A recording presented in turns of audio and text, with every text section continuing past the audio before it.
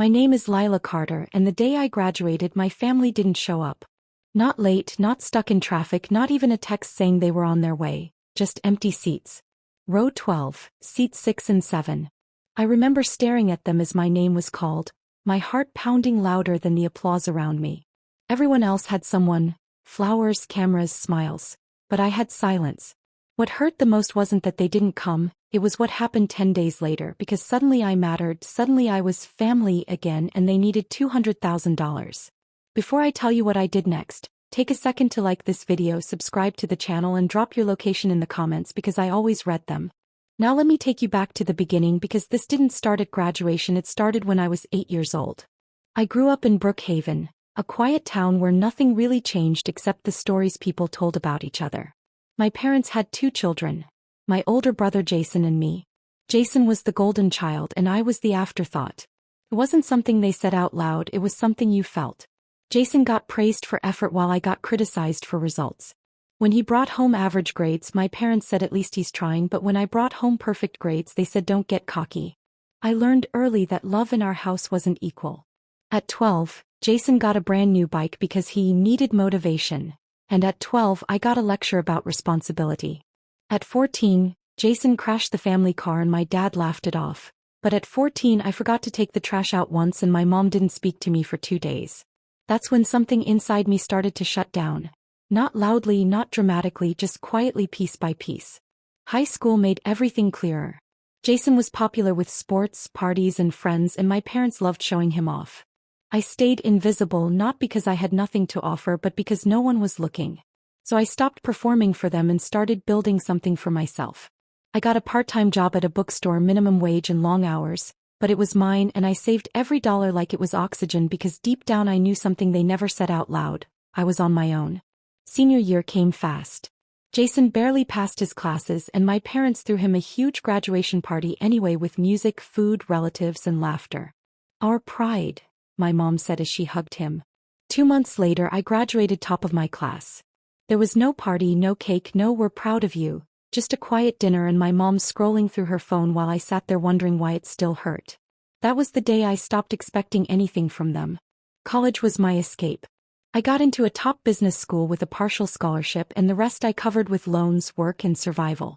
I moved into a tiny apartment with 2 roommates who argued every night and a heater that barely worked. I worked mornings at a cafe, went to classes during the day, and studied at night. Sometimes I slept 3 hours, sometimes less. There were days I cried in the bathroom because everything felt too heavy, but I never called home because I already knew what I would hear. Figure it out, so I did.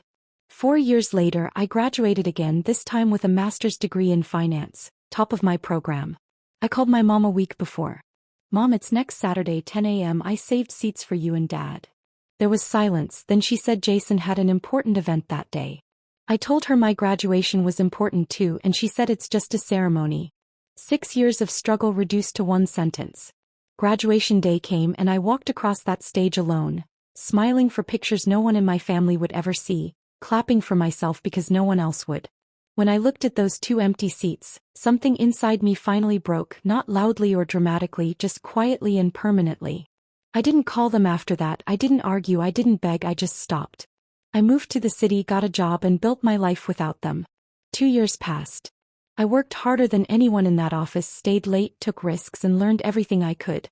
While others went home, I stayed because I wasn't just building a career, I was building proof that I was never what they thought I was. At 26, everything changed. A major investment deal closed, the biggest one I'd ever worked on, and my bonus was $250,000. I remember sitting in my apartment staring at the number on the screen, and for the first time in my life I felt safe. Not rich, not powerful, just safe. And then my phone rang. It was my mom. I hadn't seen her name on my screen in months. "Hello," I said. "Oh, Lila. We saw the news. We're so proud of you," she said, and the word proud felt strange coming from her. Then she added quickly, "We should talk, family meeting this weekend."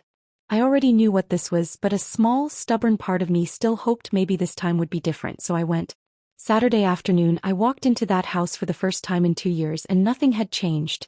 The same furniture, the same walls, the same photos, except none of them included me. We sat at the dining table, my parents, Jason, and me. Dinner was served like everything was normal, like we weren't sitting on years of silence. Then my dad cleared his throat and said the house was behind on payments.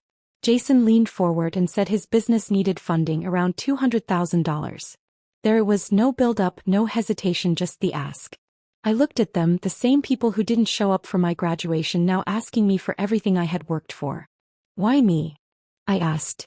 My mom answered instantly, because you're family. The word felt hollow. I almost laughed, but instead I asked one question. When was the last time you called me? Silence filled the room.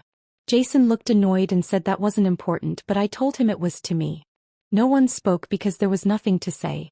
I leaned back in my chair and said, you didn't show up for me, not once, not when it mattered. My dad sighed and said they did what they could, but I told him no, they did what was easy. The room went still. My mom's voice hardened and she asked if I was going to punish them. I told her no, I was just not saving them. Jason slammed the table and said I had the money, and I told him yes, and I earned it. For myself, not for you. I stood up and said, I'm not giving you $200,000. My mom's voice cracked as she asked, after everything we've done for you, and I looked at her for the first time in my life without feeling small and asked, what have you done for me? She had no answer.